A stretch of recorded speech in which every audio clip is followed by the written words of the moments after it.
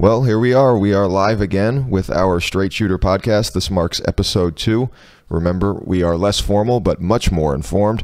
So let's get started here. I'm with an economics professor out of UTRGV. I want to say your name, but I feel like I'm going to butcher it. So could you please introduce yourself? Sure. My name's Dr. Gautam Hazarika. Gotham pronounced as in Gotham City in Batman. Originally from India. Naturalized American. And you're an economics professor. We were just talking about this. People tend to think economics, finance, dealing with money, dealing with the economy, it's all one and the same. Well, finance grew out of economics. Economics is sort of the mother subject, but it's much broader than just finance. I am a development economist, for instance. I study things like child labor, gender issues, gender inequality, for instance, in third world countries. Mm-hmm. That's my expertise. So I know very little about the stock market, for instance. But I do know a little bit about the macroeconomy. I teach principles of macroeconomics to my undergraduate students, and this is a course that's required of all Texas undergraduates. Do you ever get the question, what's going on with the market? When people come up to you, do you ever hear that? Invariably, and I don't often know the answer to that. You know? I mean, I have a layman's knowledge of what's going on in the stock market, but I'm not really an expert at all on stocks or things like that. Yeah, and one of the reasons why I wanted to bring you here today is because not only, I mean, the economy always is on the minds of people who are in politics, but it seems more now that the entire economic system is on the minds of people who are in politics. And we've been hearing more about the rise in things like democratic socialism. We've even heard people talk about, hey, maybe communism might be an interesting. There have been some branches of people saying that too. So I'm curious to pick your brain as to what democratic socialism is. How is it different from regular socialism, and so on and so forth? All right. Well, socialism, of course, was. Go ahead and speak in. Sure. Yeah. There you go. Well, socialism, as you know, is something that, for instance, we had in the Soviet Union, Stalin, Lenin, those kinds of guys, and that is clearly not a system that Americans favor at all. In the sense that we were Cold War enemies. There was a lot of repression in those areas. We know they ran concentration camps in Siberia, forced labor, all that kind of stuff. And clearly that is not the kind of path that America would ever want to take. Democratic socialism, on the other hand, is a whole different ballgame. It is, firstly, democratic. In other words, you have elected governments. Mm-hmm. You can elect the government out. You can elect a new government in. So it's not going to be a communist dictatorship of the kind we saw in the Soviet Union, nothing like that at all, or the kind we see in Cuba today or North Korea. So that is completely off. So, let's not confuse socialism / communism with democratic socialism. People also think those are one and the same. Yeah, they're not, absolutely not. So in democratic socialism, you can elect your government in, and if you're unhappy with them, in the next round of elections, you can elect them out, mm-hmm. Right? The socialism, however, what that means is that the government is going to be pursuing policies, let's say, or regulating the economy closely in such a way as to achieve certain socialistic goals, which is to say, bring about, let's say, more income inequality, right?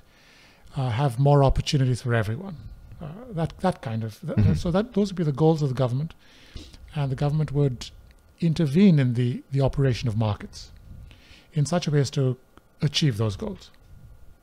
And so I've heard people say democratic socialism is just socialism with a bow on it, but you're saying that's not exactly the case? Not the case at all. In the old socialism, the old sort of command and control economies, that's the phrase used, the government made all decisions. Mm-hmm. Now, as I tell my students, all economies have to deal with 3 fundamental questions. One of them is what to produce, because there are scarce resources. With scarce resources, you always have to make a choice. Should we make guns? Should we make consumer goods? So that's one question. The second question that all economies face is how to produce, because once you've decided what you're going to make, then you're faced with choices about methods of production. So you can use so-called capital-intensive methods, for instance, a lot of machines, relatively fewer workers, or you could go labor-intensive, for instance, which is a lot of workers, fewer machines. So that's another question that economies have to face. And the third question is, for whom to produce? And that is, once the goods have been produced, who gets to consume them, right? Now, these three questions are answered by the government in command and control economies. In democratic socialism, the government is not really going to answer these questions. Not really. It's going to, let's say, influence things with its policies, with its regulations, right? It might have laws, for instance, that favor the use of certain kinds of technologies, clean technologies, non-polluting technologies. It might favor the provision of certain services to the people, the high-quality public education, all the way to college, for instance, things like that. So we are not going to have with democratic socialism as conceived of by politicians today. We are not going to have the government answer all three questions. Yeah, we are going to have the operation of markets, free markets, with government oversight, let's say. Would you say democratic socialism is healthy? And I ask this because, as I mentioned, there is a bigger push now for that to become a more prominent form of the economic system that we have. What kind of impact does that have on the American economy? Right. Well, first, let's understand that the government in the US today is already quite big, right? I was looking at some numbers yesterday, and government spending by the federal government, is 20% of our GDP. A fifth, in other words, of our economy is made up of government spending. The government does a lot of shopping. We have large defense budgets. We have public education, for instance, firefighters, school teachers. They're all government employees, right? Particularly in this part of Texas, South Texas, the government plays a big role already. So we're not an economy where we have the government playing a tiny role to begin with. Government is already big, right? Secondly, the US is not a purely capitalistic economy. No economy is, right? We are, in a sense, a mixed economy. So we have basically three kinds of economies. We have pure capitalism, which really doesn't exist. Pure socialism, which, again, today there are very few examples of. Even a country like China, which is communist in name, is not really a command and control economy anymore. The only purely command and control economies that you see today are probably Cuba and North Korea. Cuba, North Korea. Right. So we don't have that extreme either. So most economies are in that middle range, and they're called mixed economies, right? Now, in countries in Western Europe, for instance, you again have mixed economies, countries like France, the UK. One of the hallmarks of mixed economies is the government running businesses. Now, we don't see that in the States. Right. But in the UK, for instance, the BBC, the famous BBC is government owned. Yes. Right. You have the government owning and running various other businesses. British Telecom used to be completely government owned. I think it's somewhat privatized now. So you have sort of joint government and private partnerships, right? We don't see that so much in the States. So in our case, we are a mixed economy mainly because of government regulations, right? We have environmental regulations. Companies have to adhere to certain rules. You have regulations that go against monopolies, antitrust regulations is called, to promote competition. And in the past, very large American companies, Standard Oil, for instance, AT&T, have been forcibly broken up by the government. So in that respect, we are a mixed economy. The government has always played a big role in our country.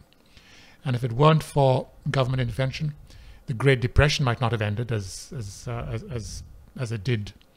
As you know, it began in 1929, and it lasted all the way until 1941. And the reason why the Depression ended in 1941 is because of the war and huge increases in government spending as a result. Yes. Right? Yeah, and so I think there's a lot of fear right now when people throw out the term socialism, democratic socialism, whatever, because, I mean, what happened in Venezuela isn't exactly what I would say is ideal in terms of an economic system panning out. Should people look to Venezuela as what happens if a system is implemented, or is that a red herring? Is it a bad example? What role does Venezuela play in showing us what this all means? No. Well, Venezuela is a bad example, I think, because there you had a government that pursued very irresponsible sort of spending. they followed so-called populist policies. They began to provide a lot of freebies to people, hoping to pay for it with their oil revenues. But what happened was that their oil industry was neglected. It declined. They couldn't pump as much oil out of the ground as they used to. As you probably know, they don't refine their oil. They send their oil abroad, which is refined into gasoline, and then they pretty much have to import that gasoline. Mm-hmm. So Venezuela is a case of a economy that was grossly mismanaged, right? So Chavez, the guy who brought in this type of socialism, the old Venezuelan dictator, well, he was basically trying to, maybe his objectives weren't too bad. He was trying to bring about more equality. There was a lot of income inequality in Venezuela, as in many Latin American countries. You had a few super rich people, everyone else was really poor. And that's not a good thing for an economy, but for any country. So he was trying to address those kinds of things. He was trying to bring up the poor and so on. But the policies that he pursued were bad policies. It's really a result of mismanagement. He could have done a better job. Well, I think people also see the fact that Venezuela just maybe 10 years ago, 15 years ago, was actually a fairly strong economy. It was. And they look at it now and they say, I mean, what happened? Now there's millions of people protesting in the streets. How did this all unfold? And you say it's because of the policies? Well, let me contrast Venezuela with, say, Norway, right? Norway is another country with a lot of oil resources in the North Sea.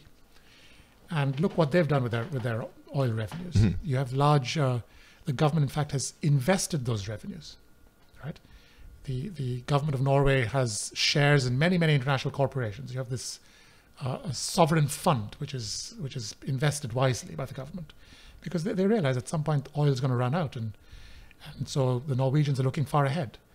So you have countries like that, which are again are resource rich, mm-hmm. rich in oil, for instance, but have managed it well, right? So a country like Norway also pursues socialistic policies, right? All these Scandinavian countries are like that. They try to promote a degree of income equality, not complete income inequality, certainly not that. Sure. But they try to ensure that the poor have opportunities, that the public schooling system is equal. There's equality of opportunity, which is not the case in the U.S. There's a lot of educational inequality in the U.S. Figures that I looked up yesterday, for instance, say that, for instance, within a state, the top school districts can have can spend 2 to 6 times more than the poor school districts per pupil, right? You're talking public education, right?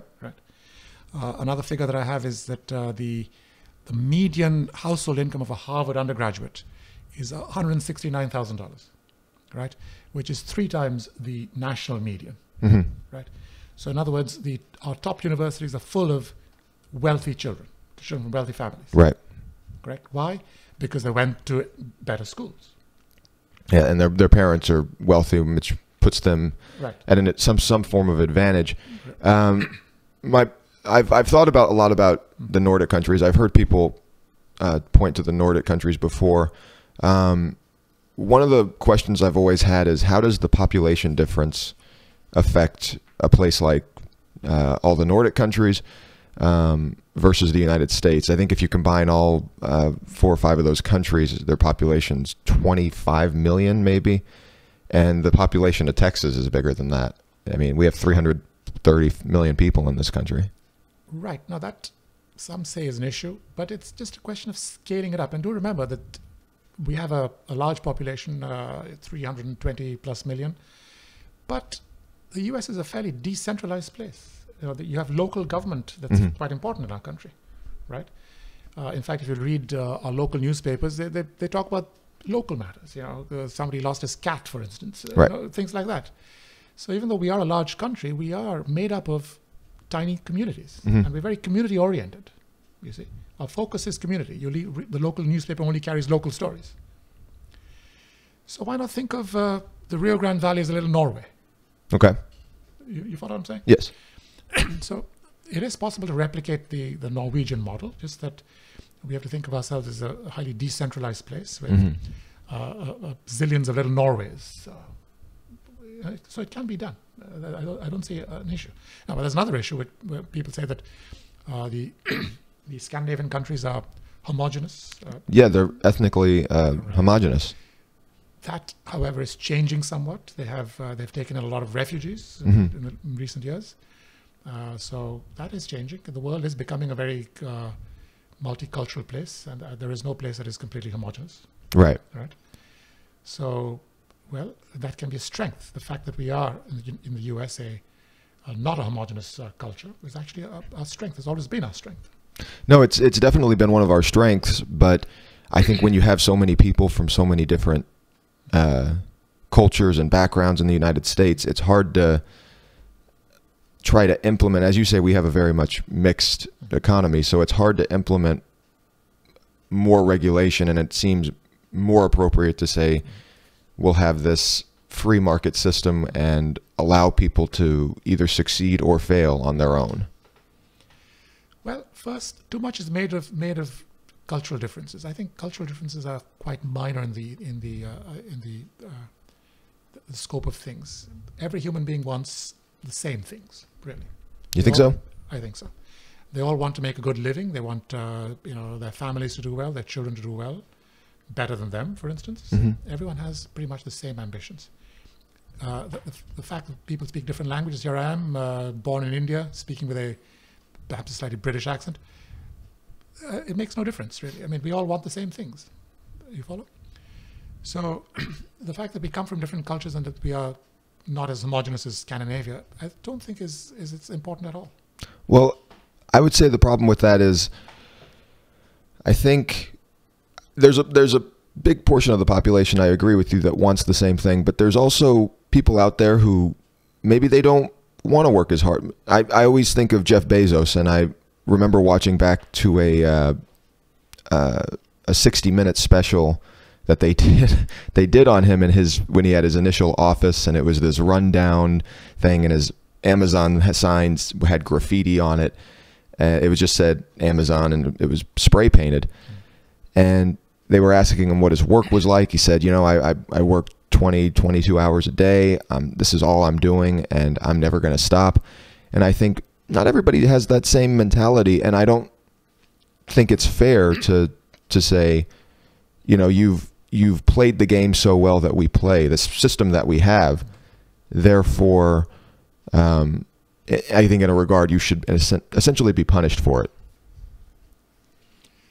I'm not sure I completely understood your statement, but what I'm guessing you're saying is that there are some cultures that are less hardworking than others? Not cultures. I'm just saying to people in general. Maybe some people don't want to work as hard. Maybe some people are happy with a 9-to-5 job, and there's nothing wrong with that. That's perfectly great. Some people are willing to work 20 hours a night, and some people don't want to do anything. I think it's right, and really up to the individual.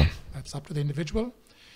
I don't think there's anything cultural about this at all. There are hardworking people and lazy people in every culture. So, no, absolutely. Right. However, I will mention that let's consider a country like France, where people have a good work-life balance. On the other hand, you have other countries, where in the US, for instance, where working all the time is somehow considered a good thing. It's an admirable thing. I don't know. My own thoughts are that the European sort of work-life balance is attractive to me. Is it? Yeah. Where every citizen gets a month off a year, 5 weeks off a year, for instance. Because how do you sustain creativity and productivity if you're constantly, working yourself, getting burnt out, and so on? So right. I'm not sure the American model is admirable in that respect. And besides, the fact that we are a multicultural place in no way suggests to me that that if the U.S. government became more socialistic, that this would be abused. It doesn't seem to me that would be the case. Far too much is made of this, and if there are incentives, they will be exploited by pretty much everyone, not people of a certain culture. I don't believe that.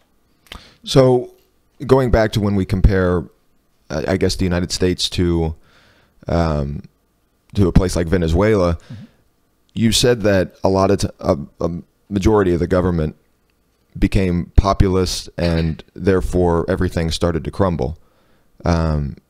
That's easily a threat in the United States as well.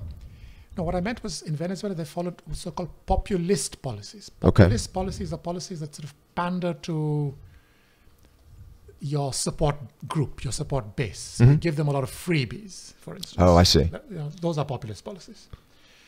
So those policies are not considered good policies anywhere.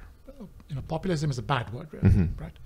So you want to continue to give people incentives to work hard, to better themselves, as opposed to giving people a lot of free things. So I would, when I think of socialism, I really don't think of the government giving everyone a lot of free things. Not really, right? But you want to you want to level the playing field a little bit, which is not the case in the States today. Our playing field today is getting very unlevel. Well, it seems like the policies, plus the economic system, is what fostered the ability to fall as hard as Venezuela did. It seems like that you needed both of them to be in place, because maybe more with a capitalistic system, it might have, or a decentralized government, it would have lessened that power that their leaders had. Correct. Now, when we say, excuse me, my throat. You're fine. When you say capitalism, very often people confuse capitalism with a market called perfect competition, right? So people generally conflate the two terms. Capitalism as in a competitive economy, where you have lots and lots of businesses competing with each other, right? But you could have capitalism where, let's say, the economy is dominated by monopolies, right? And that was often the case in Latin American countries, right? You had a few large companies controlling everyone's lives, which, by the way, is how the U.S. is we're heading that way. We are. There are a lot of major companies, and there are more talks of people breaking up those companies now. Correct. When you think about the airlines, the tickets, the airline tickets you buy, how many airline companies do you deal with? How many car companies do you deal with? How many cell phone companies do you deal with? A very small number, right? So you have this enormous sort of market concentration. Excuse me. So is this good capitalism? This is not good capitalism. When you talk about, when you praise capitalism, you're really talking about a competitive economy, competitive markets, right? So when you're talking about bad capitalism, as in a capitalism that's dominated by large companies, a few super rich people controlling everything, I'm not sure that is something that we should follow. If that can be reformed, all the better. So are you in favor? I know a lot of people in politics now have come out and said they would consider breaking up a lot of either social media companies or, say, a company like an Amazon or something like that. Would you be in favor of something like that? Absolutely. And we have a long history of doing this. As I said, we broke up Standard Oil. We broke up AT&T. And so there was a time, for instance, in the early 20th century, the so-called Gilded Age, which actually began in the late 19th century. Again, the U.S. was dominated by people like J.P. Morgan and large industrialists, Carnegie, Andrew Carnegie, people like that. And so that is the kind of U.S. we kind of going back to, which is not a good thing. You had a tremendous income inequality in those days, in the early 20th century. Lots of Americans living in slums, in places like New York. On the other hand, in a few areas of New York, large mansions. So that is not the kind of America that I think most people aspire to. So what is the effect on the whole economy? What is the effect of breaking up big companies? How does that trickle down? When you break up big companies, you ensure that there is more competition in the market, right? So customer service will improve. Prices of products will fall as these various smaller companies compete with each other for customers. So competition always benefits the consumer, right? Competition is also good for the companies themselves in the sense that they will innovate more. They will try to come up with new and better products, right, as they compete with each other. So competition is great. So if you have a capitalistic system with a lot of competition, a lot of market competition, that's great. on the other hand, if you have a capitalistic system that's dominated by so-called oligopolies, right, a small number of large companies, well, that I think is a system that needs reform, which is why people are talking about reform these days. And you have phrases like democratic socialism being thrown about. And well, tell me if this fear is justified. I was kind of touching on this a few minutes ago, but there's something that bothers me about, we've all decided we're gonna play the game of capitalism. That's kind of what the United States has agreed upon over hundreds of years. If you play the game too well, if your company is too successful, if you grow too large, you have too much availability for everyone, then we have to break you up. Is that a legitimate concern for people who own companies? Well, that might be a concern for people who own these large companies, but the fact is that the society is made up of more than them, right? You have, on the one hand, you have production firms, on the other side you have consumers, right? So society is made up of both these guys, and in economics we measure something called social welfare as the sum of so-called producer surplus, which is kind of profit, and also something called consumer surplus. So you can't neglect the consumer. You follow? So if you have large monopolies or oligopolies trying to so-called extract consumer surplus, make more money by reducing the welfare of consumers, well, that's not a great thing, because that's a large segment of society suffering then, and that's causing the other part, the firms, to prosper. So that's not the kind of model that we want to pursue. Because so you're saying it holds the consumer hostage in a sense? Exactly right. Okay, and I want to go into what we were talking about maybe right when we started, but we touched on democratic socialism and socialism, but what's the difference between socialism and communism? Because people use those terms interchangeably. I'm thinking back to a course I took as an undergraduate. The difference between socialism and communism, well, there is a minor difference, I think. I think the communists were aspiring to socialism. Socialism is like the end goal. Okay. Right? So communism, as far as I remember, is a way station on the way to socialism. So socialism was this ideal that the Soviet Union, for instance, aspired to, and that would be a phase where we're all equal. That everyone, all assets are jointly owned. In fact, government disappears because humans become so good. We're so caring of each other and so on. We really don't need government anymore. So that was the ideal. Communism was a way to get there, as far as I remember. You touched on, excuse me, you touched on income inequality, and you said you study it in foreign countries. What is the comparison in other countries versus income inequality in the United States? Right. I have some figures here that I researched yesterday. In the year 1980, which is not so long ago, the share of income of the top 1%, the richest 1%, the share of income in the US was 10%. So the richest 1% earned 10% of national income, and the figure was about the same in Western Europe. So we're talking countries like the UK, Germany, France, etc. So we were comparable, right? In the year 2016, which is 36 years later, in the US, that figure has now climbed to 20%. So the richest 1% now have 20% of national income. The figure in Europe has also risen a little bit. It's gone up from 10% to 12%. So we started out at the same place, in 1980. But the US is just far more unequal today. Now here we're talking about income inequality. Now there's also such a thing as wealth inequality. Now wealth inequality is even more pronounced. So the richest 1% share of national wealth in the US. Sorry. Yeah, there you go. Right. The richest 1% share of national wealth in the US is 43%. So their share of income is 20%. Their share of wealth is 43%, right?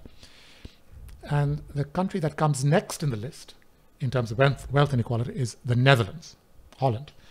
And there the number is 28%.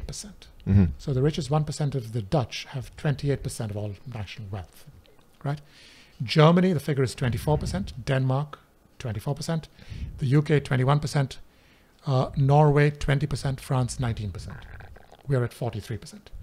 Another figure I'll tell you is CEO compensation in the US, right? So this is the ratio of CEO pay to median salary of all the other employees, right? In the US, that ratio is something like 400 to 500. So the CEO makes 400 times or 500 times more than the median employee, right? The number in the UK is 22. So in the UK, the CEO makes 22 times the median. Okay. France, 15. Germany, 12. Right? So what's going on here? 400 to 500 times the median income? Do they deserve that salary? What are they, super geniuses? It makes no sense to me. And we're talking countries like Germany with Mercedes-Benz, Siemens, world-class companies. You follow me? Mm-hmm. They don't need to pay. They don't pay their CEOs that much. And they're doing pretty well. Is there any weight to the argument that maybe the United States is a wealthier nation and therefore it can have, because I would say that the average person in the United States might be better off in terms of being taxed, might be better off in terms of living conditions than in another nation? I'm not sure that's true. One of the biggest reasons for bankruptcy in the US is illness. One illness and you're bankrupt. That is not the case in France, Germany, the UK.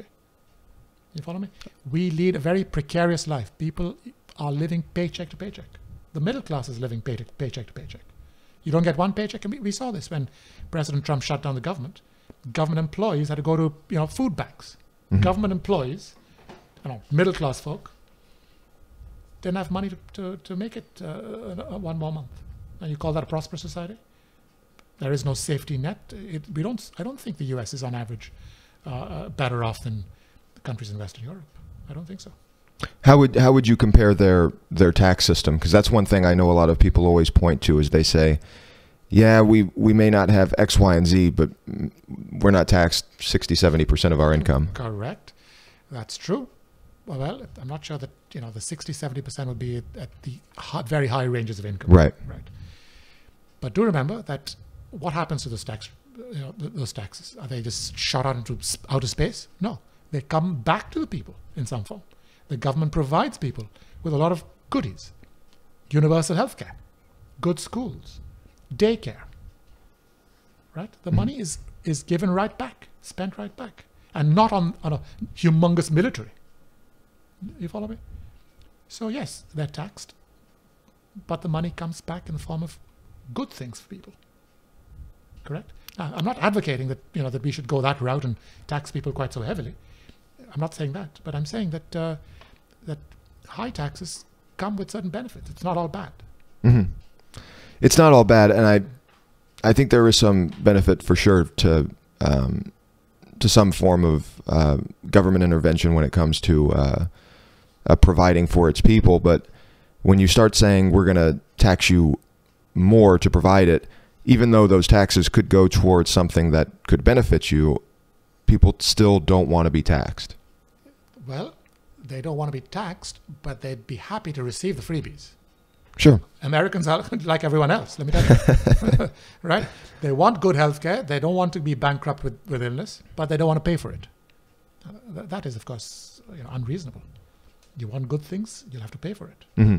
And in this case, the payment will come in the form of perhaps slightly higher taxes. So when the reason why I threw out that 60, 70% number is because just a couple of months ago, we saw the release of some of the figures in the Green New Deal. And they said people, I think it was who make $10 million or more would be taxed 70%. And there were some other figures in there I can't remember off the top of my head. But what was your reaction to the Green New Deal? I haven't looked into the way it's going to be paid for, but that's the biggest question. The concept itself, I think, is not bad. Now, do remember that the US is already spending humongous amounts of money very wastefully. We have, I think, a bloated military.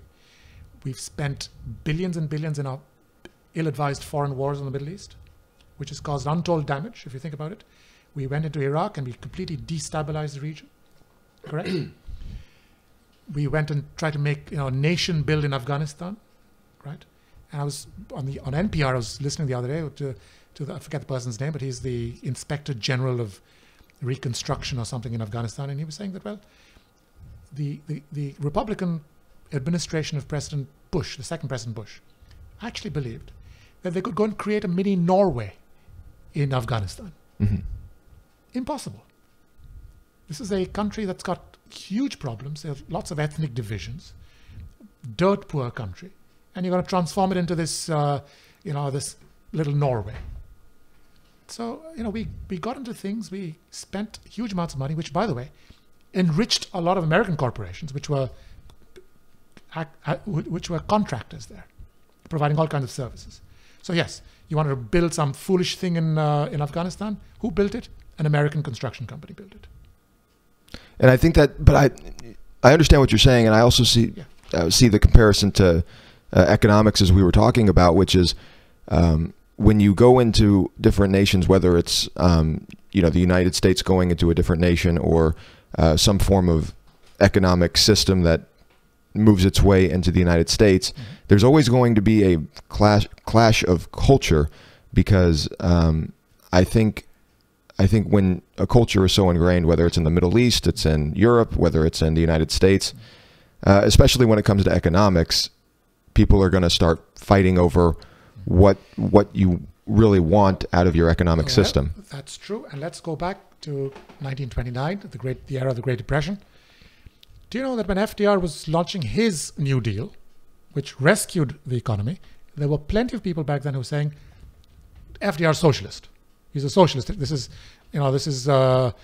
socialism coming and contaminating the United States. There were plenty of voices like that who would rather that FDR didn't spend that money building the U.S. highway system, building the Hoover Dam, which, by the way, created loads of jobs. In fact, if you were an artist, a playwright, a painter, a poet, you might have been given a job in the government. The government had a special arm. I forget what it was called, but you had as an artist, you could become a government-employed artist, mm-hmm. and be put on certain jobs, to beautify the sides of highways, for instance. Correct? Was that a good thing or a bad thing? I think it was tremendous. Without that, we would have had untold suffering, right? So how's the Green New Deal different? Mm-hmm. It's going to be precisely that. Our economy needs a little boost at this point, right? This is called expansionary fiscal policy. When the government comes in, spends money, right?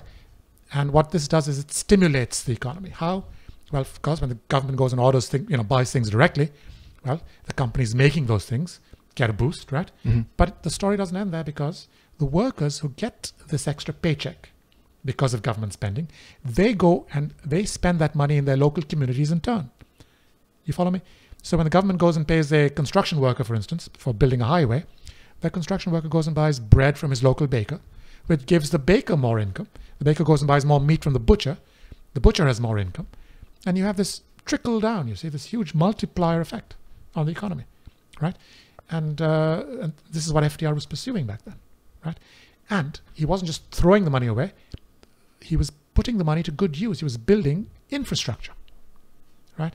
So we went from a country with very poor roads to a country with excellent roads. And that was great for future economic development, correct? So what's a Green New Deal then? It's similar. We're going to improve our infrastructure. Our U.S. infrastructure, by the way, is worse than China's infrastructure. Our railway system is aging, right?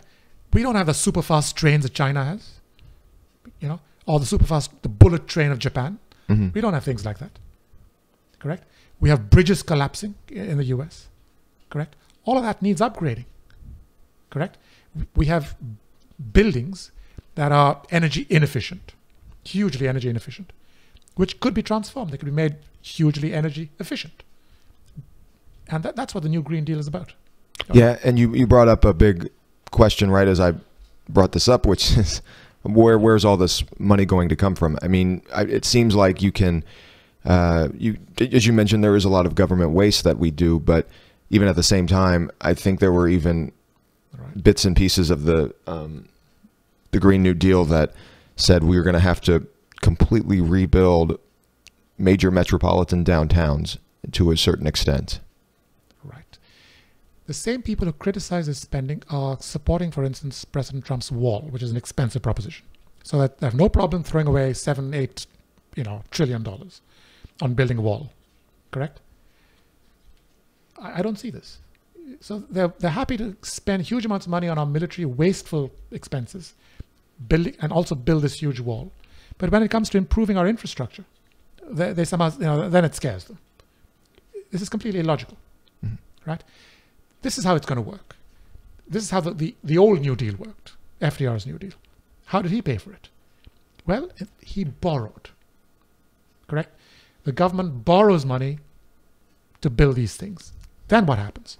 Well, what happens then is, first, the economy gets a boost, people's incomes go up, and when their incomes go up, of course, government's tax revenues go up. So, in a way, the project pays for itself in some sense, right? You borrow the money, the government borrows money, injects it into the economy, but then there's this huge multiplier effect. Everyone's income goes up. Besides that, the infrastructure improves the efficiency of our economy. Am I correct? Commerce improves with better highways, with better connectivity, correct? People can travel from one place to another on a bullet train now, saving time, and time is money. So all of that is really recouped in some sense. Nothing is wasted here. We're not having people dig ditches and fill them, right? What's happening with this stuff is that valuable things are being created, productive things are being created, national productivity rises, people's incomes rise, and hey, when people's incomes rise, the government's tax revenues rise.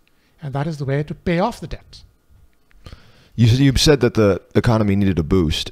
There would be an argument, especially now that the economy is doing fairly well. Unemployment's low. I think minority unemployment is at an all-time low. These numbers are misleading. How so? Because even though unemployment's low, let's look at the kinds of jobs that are out there. That's important too. Do you know what the government's definition of somebody who's employed? I teach this to my students. If you work 1 hour a week for pay, you're considered employed. If you're not working for pay, then it's 15 hours a week in a family business. That's how weak the definition is. So yes, our unemployment rate's low, but it doesn't mean that everyone's doing well. People are working at low-end jobs. People are working part-time when they want a full-time job. People are underemployed, meaning that their skills are not being used to full capacity. So that number is quite misleading. So I don't think we're a booming economy. Not really. Wasn't it I think it was in the 70s. That's when they changed the definition as to what employed versus unemployed was. I can't remember specifically what it was. There used to be a different definition for what that was, and I can't remember when it precisely changed in terms of the government definition. I'm not sure when that happened either, but currently the Bureau of Labor Statistics, and when I say currently, this has been going on for a long time, right? At least 20 years. The definition is a very weak definition. So you could have low unemployment rate and yet widespread economic insecurity. Right. So the unemployment rate is that a outdated way to look at the status of the economy? Well, it has to be combined with other things. It's like when a doctor wants to make a diagnosis, he relies on a bunch of tests, correct? So we need more than just the unemployment rate. We need things like average income. Not just average income. We want to look at income at different sort of centiles or percentiles of income. Compared to the cost of living. Right. What is the bottom 10% doing? A lot of people are earning minimum wage. And again, do you know that our minimum wages purchasing power is lower today than it was, let's say, 1980? So the minimum wage worker in 1980 was better off than our minimum wage worker today. Because that number has, we've been at $7.25 for so long. The cost of living's been going up every year. And so, that minimum wage desperately needs to be revised. And this is one debate I've always kind of struggled with myself, is whether or not I'm in favor of minimum wage rising or staying the same. I will say I have seen a couple of reports of companies when they increase the minimum wage from $7.25 to say, let's say $15 an hour, because that's the number that people throw out, is owners, say, of a small business, they're having to let go part of their staff because no matter what the minimum wage is, that doesn't impact your customer numbers. Now, this is a contentious area. There's a lot of economic research on the effect of minimum wages on unemployment. And the research is, let's say, inconclusive. A lot of prominent economists, including Princeton economist called Kruger, who unfortunately passed away I think last week or a week or 2 weeks ago, work by Card and Kruger, for instance, two famous Princeton economists. They found really no connection between the minimum wage and rates of unemployment. I'll also remind you that back in the year 1914, Henry Ford decided to pay his auto workers $5 a day, which was twice the going rate. Right? His competitors were paying $2.50. He voluntarily decided to pay his workers double that. What was he thinking? Was he a stupid businessman? He realized that when you pay workers well, they work better. And when was this? When did he decide to? 1914. 1914. Mm-hmm. So he hadn't necessarily, had he built the Model T yet? Had he already had some of his success? No, the Model T was out. The Model T was out at that point. And guess what? The Model T cost less in 1915 than it did in 1914 or earlier than that. His cost of production actually fell because his factories became more and more efficient. And one reason they became more efficient is because his workers were pepped up, right? And when you pay your worker more than your competitors, two things happen. Worker morale goes up. Mm-hmm. So, that's one thing. But the other thing, of course, is the guy's on his toes now because he knows that if he gets fired, his next best option is way worse, right? So a high salary, a high wage acts as a carrot and a stick, if you know what I mean. Henry Ford was wealthier than I would say most. I mean, let's use the example of, say, Henry Ford versus a small business trying to start their own car company who really had no capital. And it applied, I would guess it would apply to all companies, say a tech company that's just starting out with 7 or 8 employees, but they don't have the capital to pay somebody. This argument, I tell you, doesn't work for the following reason. You had small mom and pop stores back in 1980, correct? Mm-hmm. And what were they paying their workers back then? In real terms. We're not talking nominal terms. I just mentioned that the minimum wage today in real terms is lower than in 1980. In other words, the mom and pop store in 1980 was paying its shop assistant more than what a mom and pop store pays today. Mm-hmm. Do you follow me? Yes. So if you raise it a little bit, that won't make the mom and pop store today worse off than the mom and pop store in 1980, would it? It wouldn't. The guys were doing fine in 1980. The same mom and pop store was making profits back in 1980, wasn't it? Right? So if you raise them a little bit now in real terms, why not? Mm-hmm. You see my point? I do. And I think, like you said, there's more than one factor, which is, say it's a place in New York or a place in San Francisco where the cost of living is so high, or their rent for their storefront is incredibly high. So you've, I guess, essentially doubled, even though they were able to afford it more in 1980, their rent probably has doubled since then. Well, everything has gone up. Yes. If it's a baker, the bread the baker's selling has also gone up. Let's not forget that. Yes. Am I correct? Mm. So yes, things have become more expensive, but do remember that the product that the business is selling is also more expensive. People seem to forget that, right? So if there's been, let's say, 25% inflation between 1980 and now, I'm just cooking that number up, what does that mean? That 25% means that when on average, rents have gone up 25%. But the bread the baker's selling, well, that price has gone up 25% too, hasn't it? Who's been left behind here? That minimum wage worker. He was paid in real terms $4 in 1980. He's now making $2.50. And I've heard this argument too. We say we hear kind of the argument, well, you can't support a family on minimum wage. I think the idea is you're not really supposed to. That's I know that can be kind of harsh for some people because that's their only means of income, but I think in a perfect world you're not really supposed to be trying. And our world is not perfect. Correct. Right?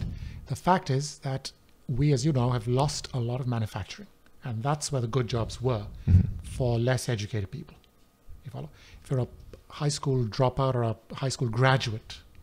And by the way, if you look at the people 25 or older, the percentage who've been to college is minuscule even today. If I remember correctly, it's something like 1/3.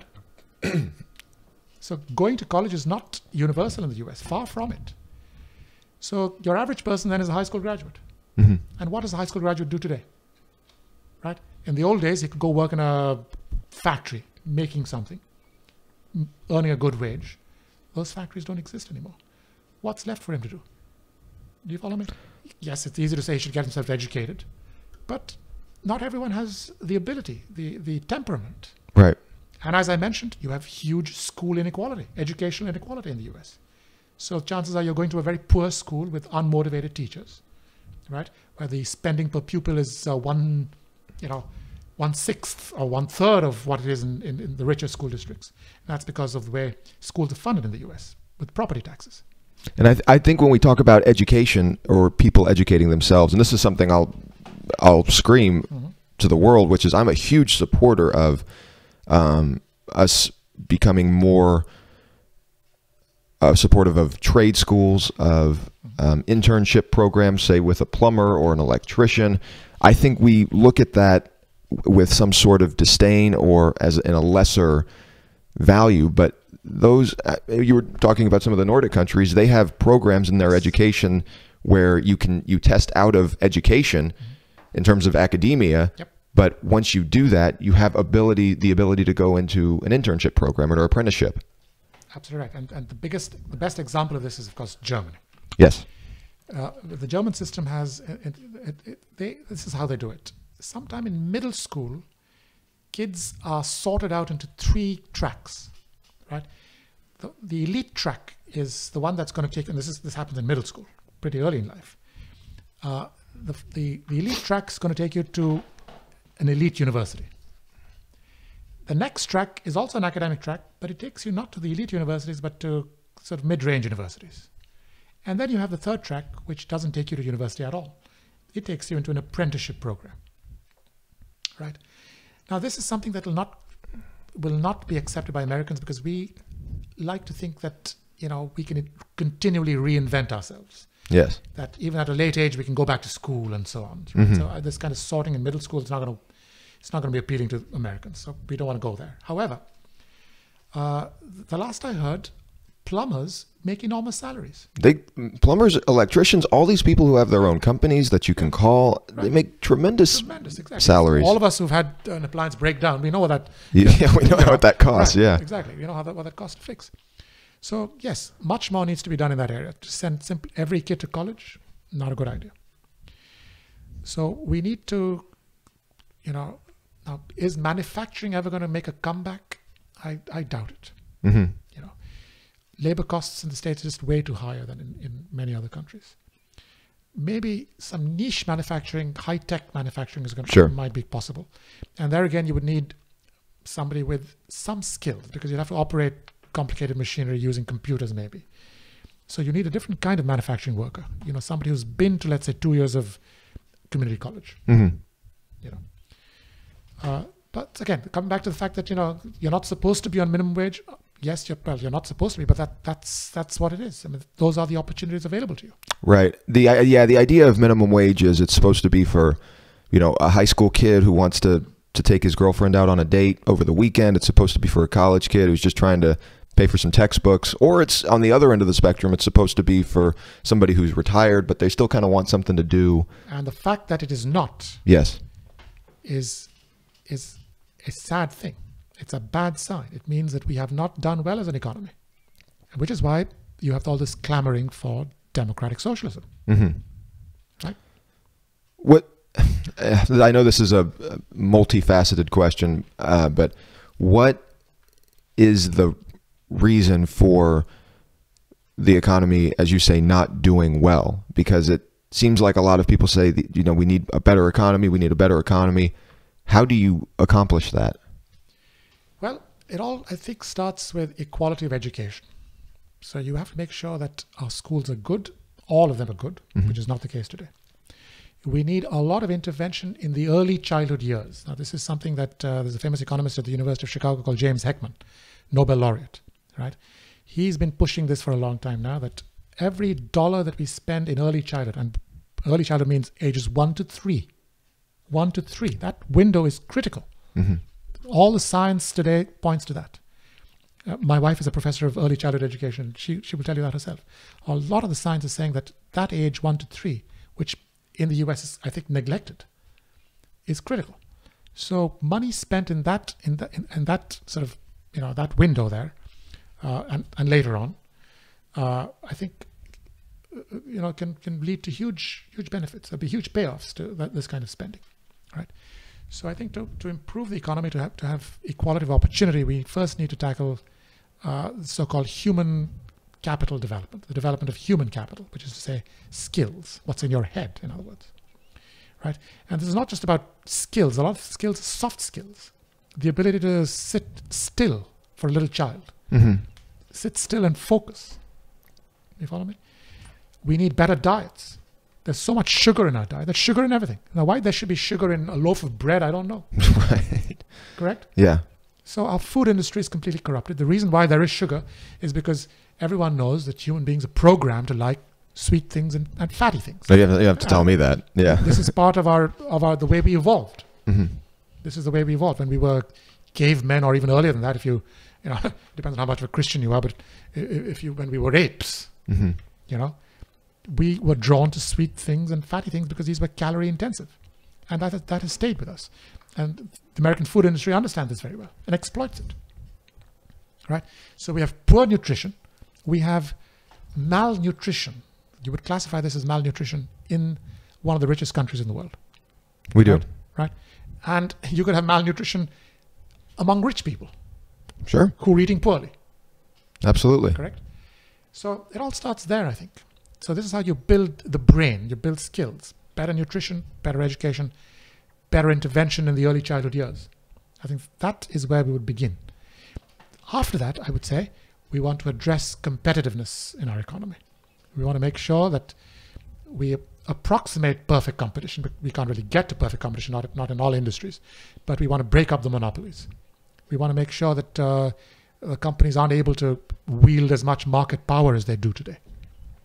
Correct? We need to think strategically about our strengths, right? Is it wise to think about, bringing manufacturing back to the States? Well, I don't think that's a wise move. Not all kinds of manufacturing can come back. We need to focus on niche areas, correct? And we want to focus on high-end services, correct? That's the way to go. We want to focus on agriculture, high-end agriculture. Right? If everyone starts to eat well, that is to say, organically grown food, think of what that will do to the agricultural industry. Right? You could have someone out here in urban Harlingen with, say, near urban Harlingen with 2 or 3 acres, growing organic strawberries or mushrooms or something and making a living, a good living. If we all began to eat good things that are good for our bodies, you follow me? Instead of cheap things that are bad for our body. Right? Now think of Israel, the economy of Israel. Have you seen anything made in Israel? Have you bought a product made in Israel? I haven't seen anything made in Israel, but they are a booming economy. Now, some of that has to do with US aid to Israel, but more than that, they are a very innovative country. You should see what they've done with high-end agriculture. They are a country with very little water, desert all around. They have managed their water so well, with drip irrigation, things like that, and they grow all kinds of exotic things exported to European markets. Right? So maybe those are things we need to think about. We have a lot of land in this country, right? High-end agriculture could be something, right? Making wine, growing olives. I heard some years back that the climate in Texas is ideal for olives. We could have a thriving olive oil industry. In Texas. In Texas. Think about France. France's GDP depends so much on agriculture, high-end agriculture. Their wines, their fancy cheeses, things like that. So when we think about creating jobs in the States, we needn't really look at heavy manufacturing. That's not the only option. So you're saying we should change what the industry of the United States should be? Exactly. We should focus on other things that have a market. And we should create a market if there isn't one. Right? As I said, promote healthier eating. Right? We don't have to gorge on cheap things when we can eat small portions of good things.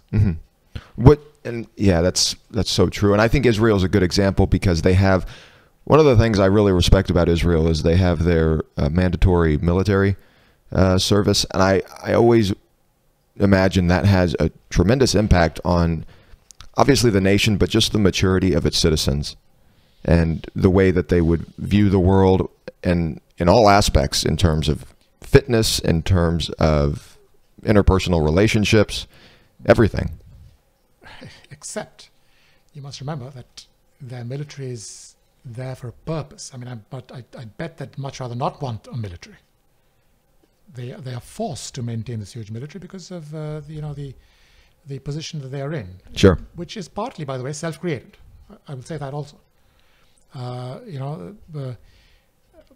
say that, I do not at all question the existence of Israel, certainly not, but I think they should give their Arab neighbors a better deal. This continued animosity is no good, and that's why they have to have this huge military. Mm-hmm. But yes, I agree with you. We could have an army, not a military, but a civilian army, right? This is what FDR had in the 1920s. It was called if I'm not mistaken, it was called the Civilian Conservation Corps, the CCC, right?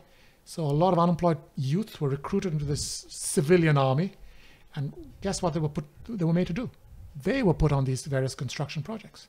A lot, if you've ever been camping in the state of Texas, if you've gone to any of our state parks, they were all built by the civilian army, correct? So this is what we could do. Yes, I think living together in a dorm-like situation for a young person, a lot of physical work that builds your health, etc. Great thing, but not by shooting people. I don't think. Sure.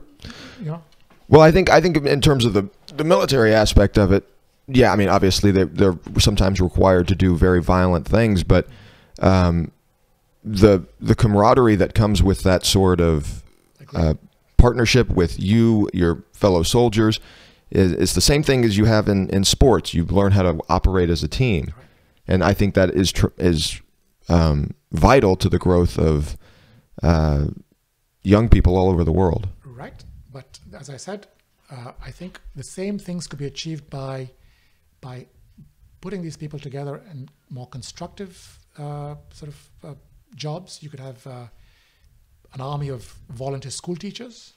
You could have people go and improve inner cities. You could have people improve infrastructure. And again, you can have a military-style, setup. You can have them live in, camps and dorms and barracks. Mm-hmm. You follow me? So you'd have the same sense of brotherhood or sisterhood developing, but not in an aggressive military way. And this is where I think I might disagree with you. Is there something, and I say this as growing up, son of a veteran. There's something to be said, I think, for the violence, whether it's in no, I don't mean just military violence. I mean in terms of if you play football, if you play rugby, if you are into MMA. There's something to be said. And when you say you, who do you mean? You must remember that half our population is made up of women. Yes, I think in terms a large part is young men. Young men with a lot of testosterone. Yes, Right. So I think when you say a non-aggressive way, there has to be some realization of what. So let that be sport. Let it be sport. Okay. So after building your highways in the evening, you guys can play football and get your aggression out. Okay. Right. So I would advocate something like that. I don't think the military is a great thing. We are all forced to have militaries, right? And sometimes the reasons for having them are invented, right? Mm-hmm. Did Saddam Hussein have weapons of mass destruction? He did not in the end. So are you? I'm sorry, but are you saying that you don't need a military, or There is such a thing, and this is something that President Eisenhower realized and worried him a lot in the 50s, the so-called military-industrial complex. Okay. Right. Wars are great for business, unfortunately. Right. Yeah. Businesses realize this. For sure. Right. And so they're oftentimes pushing an aggressive agenda. You follow me? Mm-hmm. And the way our Congress works, there is basically, in other countries, if you want if you want the government to do something, what do you do in a third world country? You go and bribe an official. Mm-hmm. In the United States, the bribery is kind of institutional. It's legal. You can hire a lobbyist You can hire lobbyists to go and lobby. And how do they lobby? They contribute to the re-election funds of politicians and so on. You follow me? The process is exactly the same, except here it's perfectly legal. There was a photograph that the young Congresswoman Alexandria Ocasio-Cortez posted.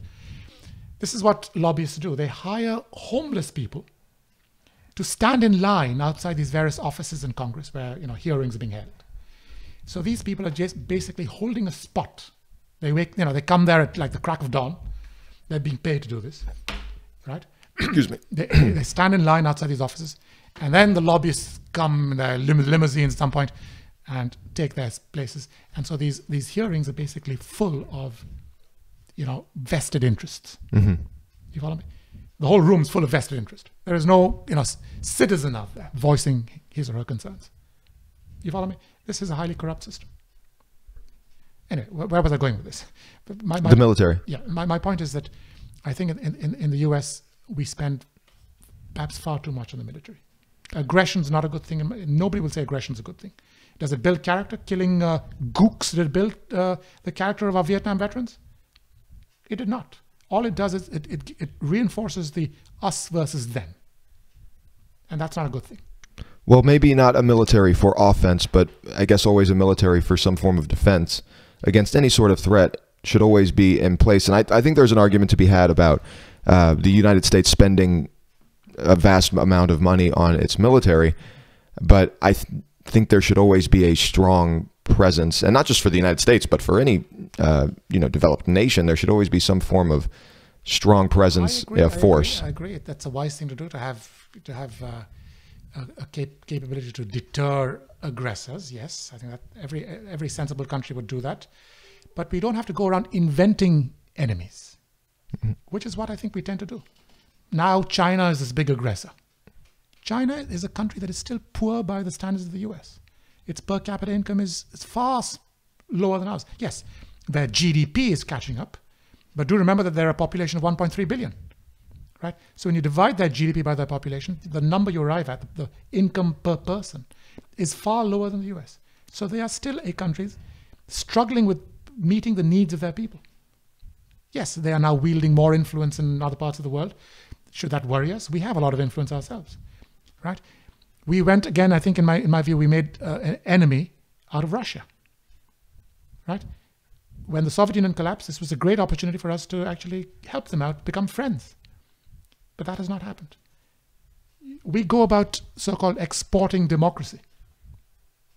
As I said, we were trying to build a little Norway in Afghanistan. These are impractical goals. Mm-hmm. We can't export democracy. Countries have to evolve themselves. Democracy as we know it took thousands of years to develop in the West. Right? So all that institution building, you can't do it quickly. I think I was actually, it's interesting you bring that point up.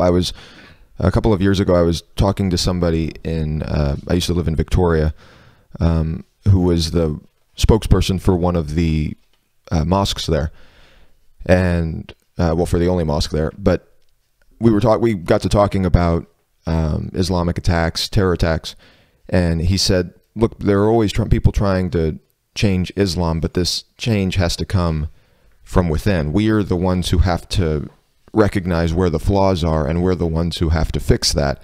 And it sounds like it's pretty much the same thing in terms of cultures that are all over the world.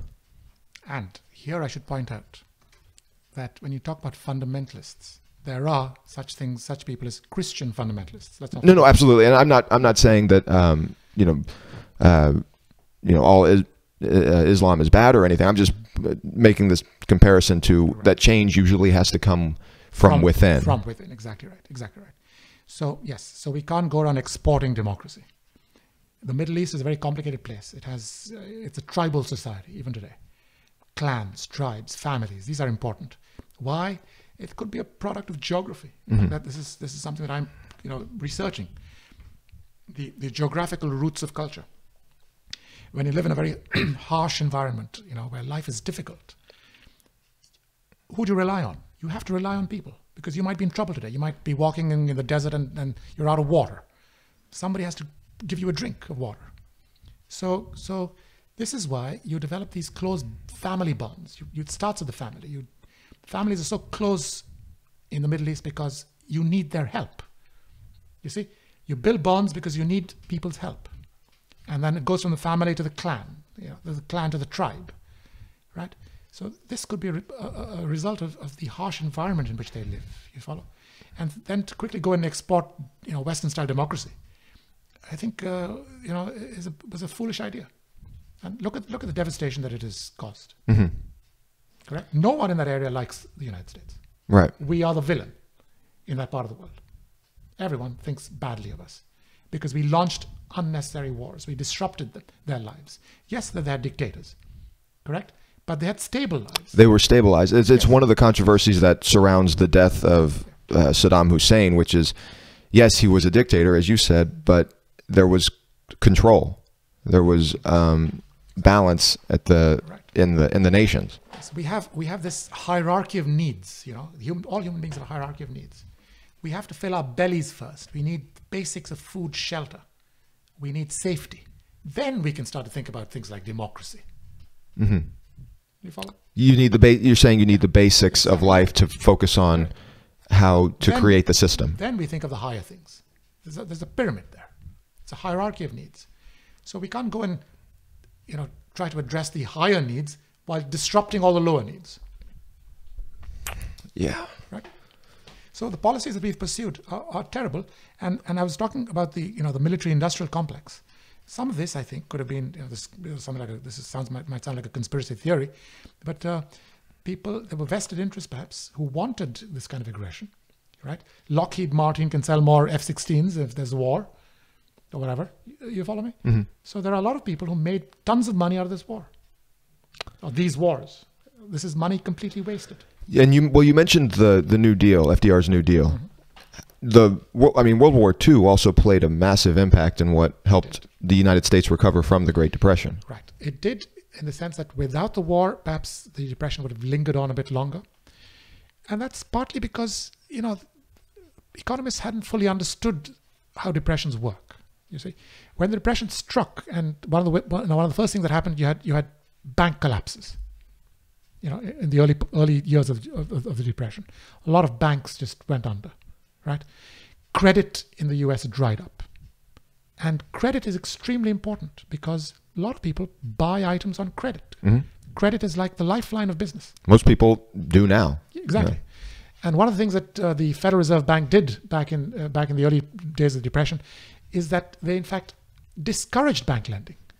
Their policies caused interest rates to actually go up in the early years of the Depression. Right? And imagine what that does. It worsens an already bad situation. Right? So it took a long time for the US government to get its act together because economists didn't fully understand depressions. Now, let's consider 2008, our great recession caused by the bursting of the housing bubble. Mm-hmm. Right? That could have become a depression.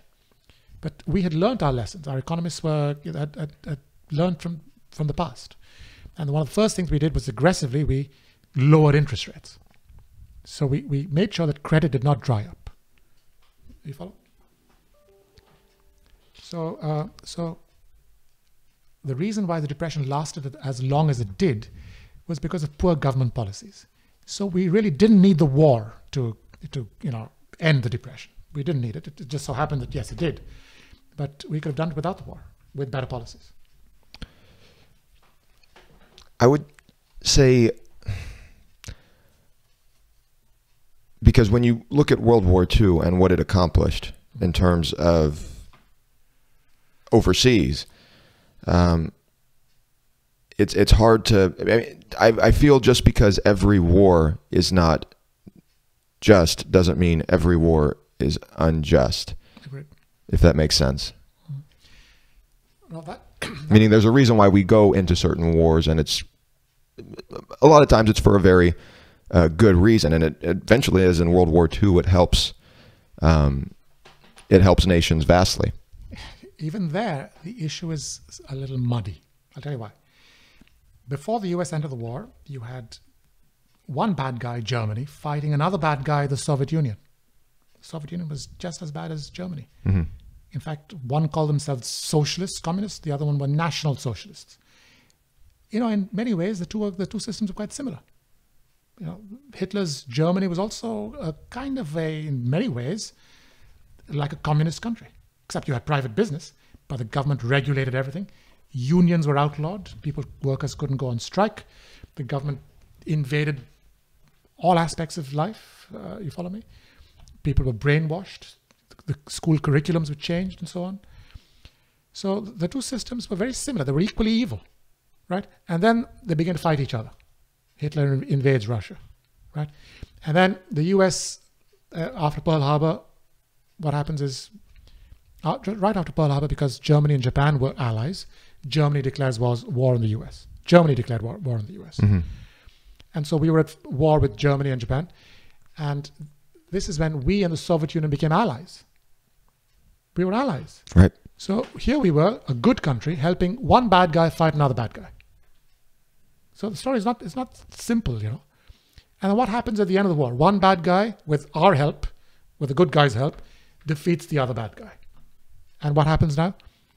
Half of Europe comes under the influence of the victor bad guy. Mm-hmm. Correct? Yeah, no, for sure. And war is never that simple. Very messy. Yeah. Right. So what do we do here? What did World War II accomplish? We made sure that that we got rid of Nazism. Nazism was bad. Why? Well, they had all these racist policies. They killed 7 million Jews. Mm-hmm. But we allowed another system, equally evil, to survive, to thrive. And how many people did that system kill? Huge numbers, 20 million maybe, Mm-hmm. in their gulag, in Siberia, in their various work camps. Correct? So really, what do we punished one lot because they killed off 7 million Jews. We did not punish the other lot who killed off in numbers, larger numbers. Right?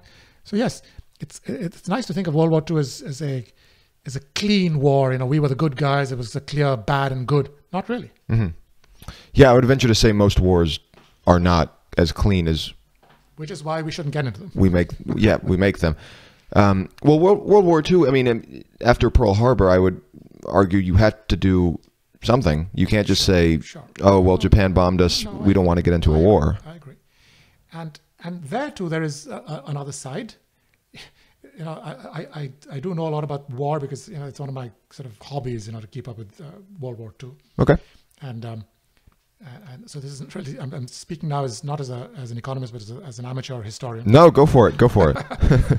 But, well, what we had back then, we had large colonial powers.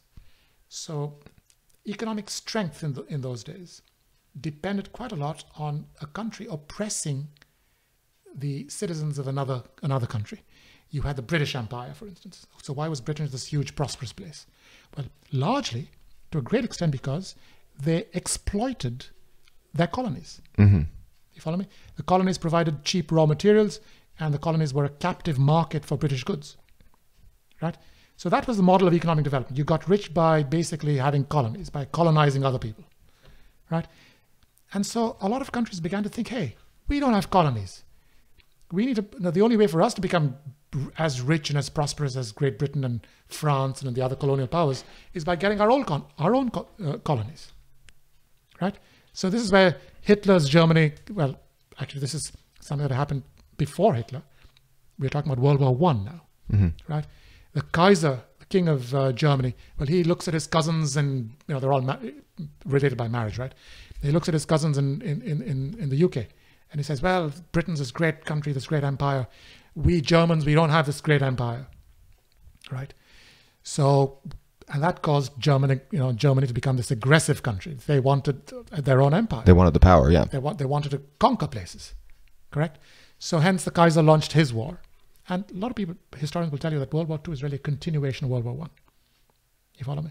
Hitler basically took up where the Kaiser left off, right? He wanted an empire because the only way to become a great country is to have an empire. And this is exactly what Japan was thinking also, right? The European powers had all of Asia really, with the exception of a few countries. Well, not China, strictly speaking, was never a colony, but it was a semi-colony. It was dominated by foreign powers, right? The only other country in Asia that wasn't colonized was Thailand. Thailand was never colonized, right? India was colonized. Nepal was another country that wasn't colonized, but you had a few small pockets that weren't. So the Japanese look around, their environment, their neighborhood, and they see that, well, there are all these Western colonies here. We want to be a great power also. And so how do we become a great power? We need a colony. Where do we get this colony from? We're going to have to take it from the Western powers. You follow me? Yeah. So who really, if you think about it, who is responsible for this mindset? Who's responsible for this mindset? The Western colonial powers. Right? They taught the Japanese, they taught the Germans that, hey, to be a rich country, you need to go and have colonies and exploit those other people. Mm-hmm. That's the way to go. Right? So I would say that this kind of aggression, German aggression, Japanese aggression, was something that they learned from the West. This is the view that, historians take, or some historians take. Wow. I never looked at it like that. That's really fascinating. Oh, man. Trust me, I'm going to be thinking about that one for a while. Colonialism is one of the worst things that happened. Yeah. The worst things that happened. It all began, of course, the discovery of the Americas. Again, how can you discover a place that's already inhabited? It's already inhabited. Correct?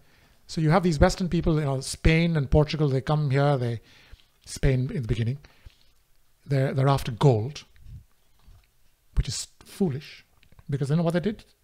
When they took all this gold back to Spain, it was like printing money. It led to huge inflation. Imagine if suddenly we have printing presses churning out dollars. Yes. What that will do to the economy. Gold back then was like that. You had no paper money, you had gold. Gold had no other real purpose apart from making jewelry or something, right? So when they took all that gold from the Americas back to their country, it really didn't do them any good. Not much. It just caused huge inflation in Europe. Right? Right. Now, when the British arrived in the New World, they were looking for gold also. But they landed in the wrong part of the Americas. They landed in the north. So they went around looking for gold. They didn't find any. Then some of them thought, well, at least there's all this forest, this land. Maybe we can grow something here. Mm-hmm. So in the West Indies, they began to grow, sugar. In Virginia, they started to grow tobacco. And in the end, they become richer than the Spanish because they start to make things that are useful, unlike gold, which isn't. Right? So this all began in 1492, I think, this idea that you can get rich off other people's land. Mm-hmm. Right? And that persisted all the way to the end of the Second World War. Some people would say that it's still going on. We don't have formal colonies anymore, but we try to exert our influence in other ways.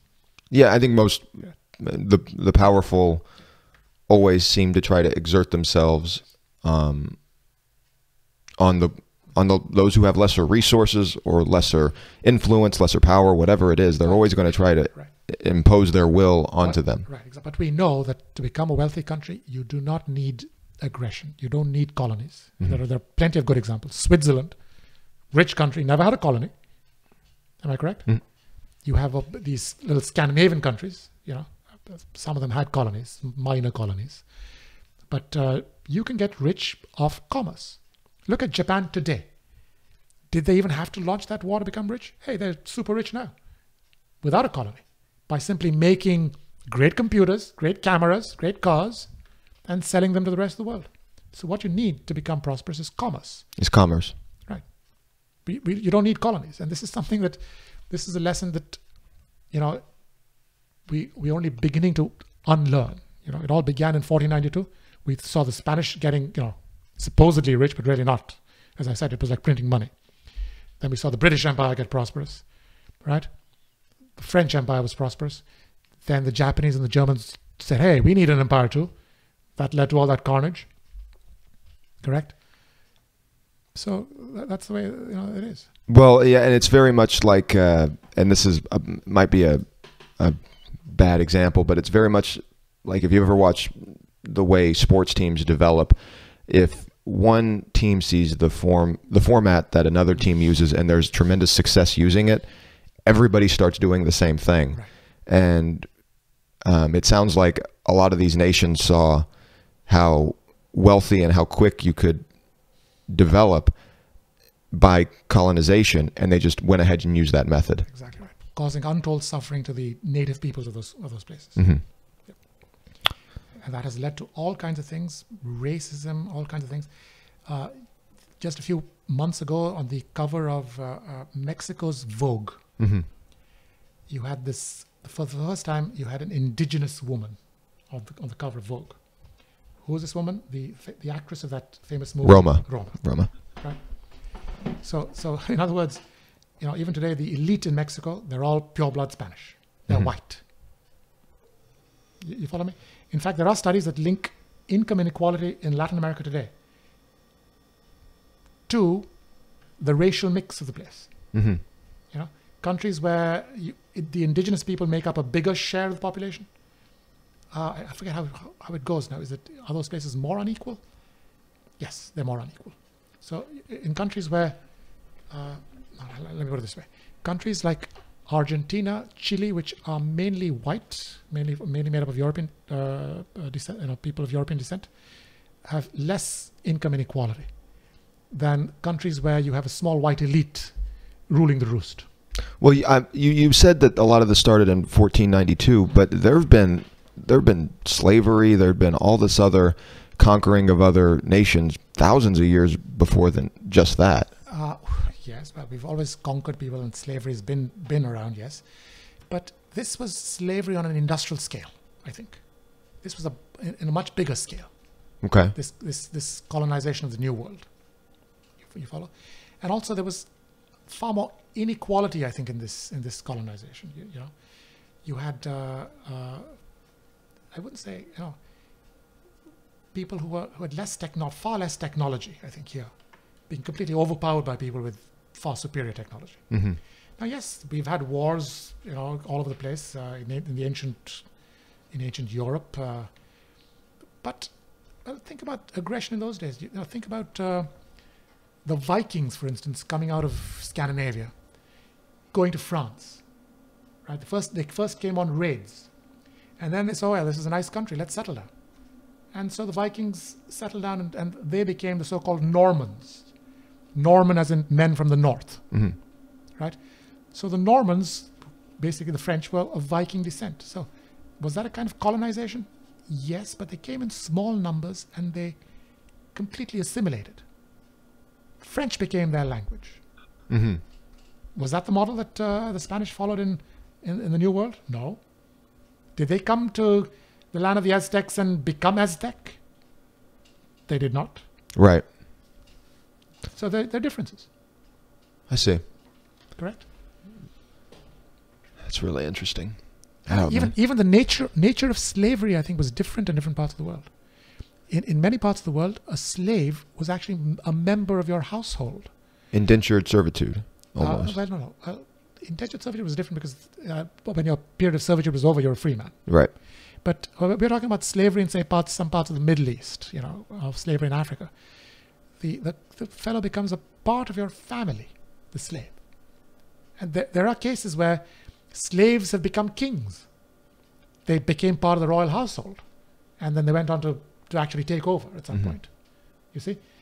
There are cases of Roman slaves being freed, of many Roman slave owners marrying their slaves. Correct? This is not something that happened in the more recent our experience with slavery. Mm-hmm. Did the white slave owner marry his slave? No. No. He did not. He sexually exploited her, but he didn't marry her.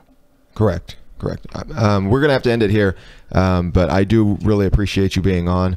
Thank you so much for your time. I'm going to have you on again. I can tell that I could pick your brain for about 10 hours. So definitely let's do it again. Remember, you are listening to the Straight Shooter podcast. As always, we are less formal, but more informed. So tune in next time.